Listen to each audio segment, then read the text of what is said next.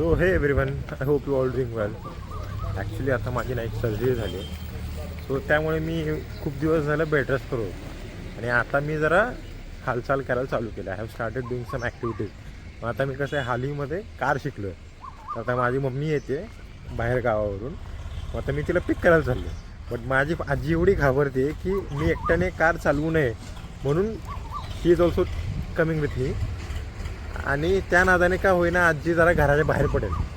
आता आजी कशी घाबरते हे मी रेकॉर्ड करायचा ट्राय करेन. लेट्स सी कसे रिॲक्ट करते आजी ते.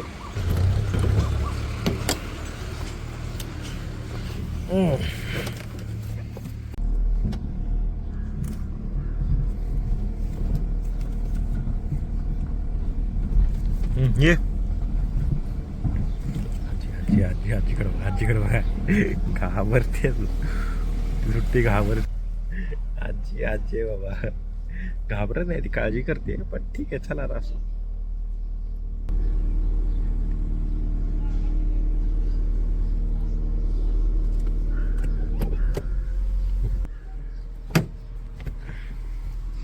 बस आजी आज आपण लॉंग ड्राईव्ह वरती जायचं. ये बस चल.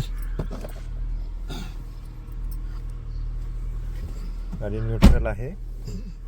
सीट बेल्ट हे हे हे इकडे उड. इथे बी लागतो का? शिटीत लागतो ना? सगळीकडे लावायचा, आपल्या सेफ्टीसाठीच असतो सीट बेल्ट. घेतलं टाकायचं. कसं वाटतं, घाबरते का काय? नाही घाबरत. घाबरत नाही ना? घाबरत नाहीयेस ना? नाही.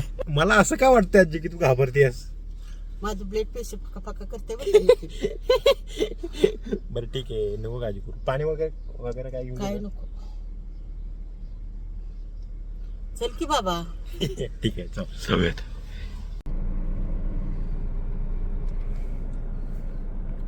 मला व्लॉगला कॉन्टेंट भेटतोय का? काय नाही, गाड्या आहेत. चल. अच्छा असं भाई, एकदम व्यवस्थित आलो ना इथपर्यंत व्यवस्थित. हा आलो ना.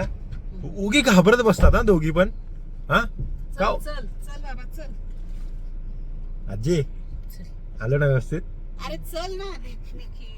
ठीक आहे ते सोड. आलो ना एकदम व्यवस्थित. ऐ आलो ना.